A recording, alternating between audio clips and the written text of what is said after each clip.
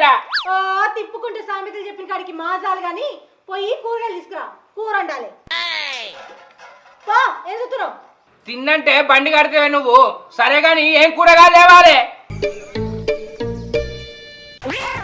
అర్ధ కిలో టమాటా, వంకాయ, మిరపకాయలు తీసుకురా. కొద్దిగా కొత్తిమీర కూడా తీసుకురా. ఊకేం టమాటనే తిని తిని నామనామ వస్తుంది.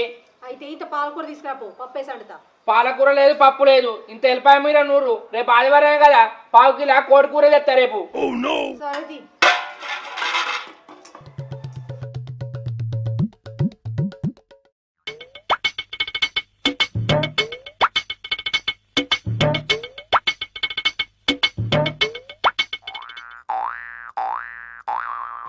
సీతక్క, ఓ సీతక్క,